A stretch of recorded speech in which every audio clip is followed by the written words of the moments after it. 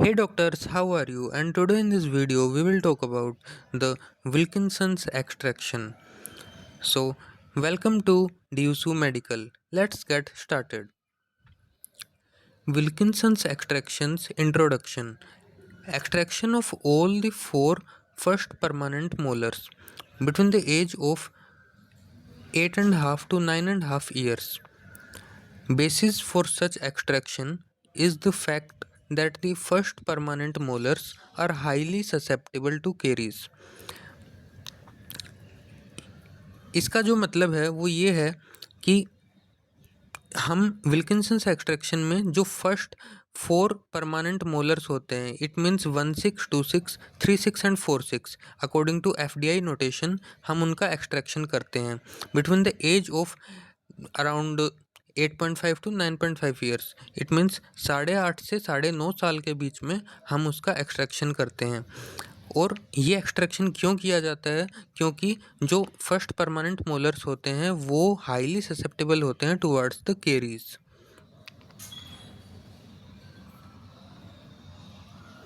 Now the advantages of Wilkinson's extraction. It provides the additional space for the eruption of the third molars, thus impaction can be avoided. Crowding of the arch is minimized. Chances of dental caries reduced due to less or absent crowding. Oral hygiene is effective. इसमें ये कह रहा है कि जो है additional space provide करता है for the eruption of third molars. जैसे ही हम फर्स्ट परमानेंट मोलर्स का एक्सट्रैक्शन कर देंगे तो उसके बाद में वो एक स्पेस प्रोवाइड करेगा जिसकी वजह से जो थर्ड मोलर है उसका इम्पैक्शन वो रिड्यूस कर देगा या फिर इम्पैक्शन नहीं होने देगा।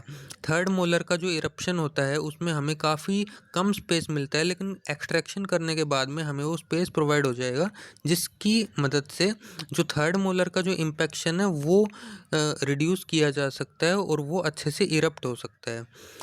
इसका जो सेकंड है वो ये है कि क्राउडिंग रिड्यूस करता है ये आर्च के अंदर। फिर जैसे ही क्राउडिंग रिड्यूस होगी तो उसकी वजह से जो चांसेस ऑफ डेंटल केरीज हैं वो भी रिड्यूस होंगे पूरी आर्च के अंदर। एंड जो ओरल हाइजीन है इसकी वजह से वो भी उस पर भी इफ़ेक्ट पड़ता है, मतलब ओरल हाइजीन भी मेंटेन करने में ये मदद करता है।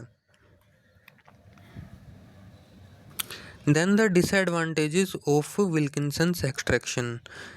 It offers the limited space to relieve the crowding.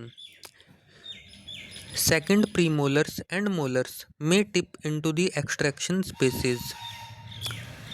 Mesial tipping of second molars may occur, deprives orthodontists of adequate anchorage for any orthodontic appliance.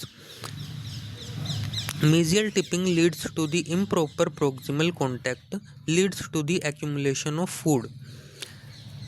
इसके जो डिसएडवांटेजेस हैं वो ये हैं कि एक तो ये काफ़ी लिमिटेड स्पेस प्रोवाइड करता है क्राउडिंग के लिए। क्राउडिंग में मतलब अगर क्राउडिंग हम रिड्यूस करना चाहते हैं तो उसके लिए ये काफ़ी लिमिटेड स्पेस प्रोवाइड करता है। फॉर एग्जांपल, अगर किसी पेशेंट में काफ़ी सीवियर क्राउडिंग है, काफ़ी सारे दांत ऐसे जो हैं टिथ जो हैं काफ़ी सारे ऐसे क्राउडेड हैं, तो वो जितना स्पेस प्रोवाइड कर रहा है वो भी कम पड़ता है उस क्राउडिंग को ठीक करने के लिए। तो ये इसकी एक डिसएडवांटेज है कि ये काफ़ी लिमिटेड स्पेस प्रोवाइड करता है for the correction of crowding. Then जो सेकंड प्रीमोलर्स होते हैं और जो सेकंड मोलर्स होते हैं, क्योंकि हमने फर्स्ट परमानेंट मोलर एक्सट्रैक्ट कर दिया तो जो सेकंड प्रीमोलर्स हैं एंड जो सेकंड मोलर्स हैं वो टिप कर सकते हैं टुवर्ड्स द एक्सट्रैक्शन स्पेसेस। जो एक्सट्रैक्शन करने के बाद में जो स्पेस वहाँ पर बचेगा उसके अंदर वो टिप कर सकते हैं। टिप जो है एक टाइप की मूवमेंट होती है जो टिप में शो होती है।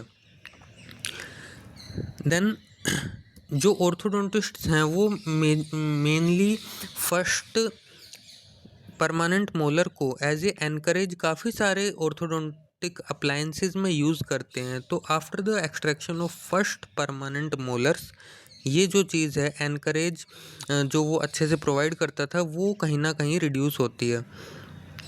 देन मीजियल टिपिंग जो मैंने आपको अभी बताया कि मीजियल टिपिंग हो सकती है सेकंड मोलर्स की, एंड इसकी वजह से due to the mesial tipping जो प्रोक्सिमल कॉन्टैक्ट है उसमें वो इम्प्रॉपर होगा, which will leads to the accumulation of the food, and by the accumulation of food it will ultimately leads to the dental caries and less oral hygiene.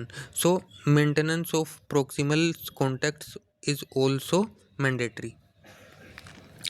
So thank you for watching this video. Check description for the more information, and if you like this video, please like, subscribe and share.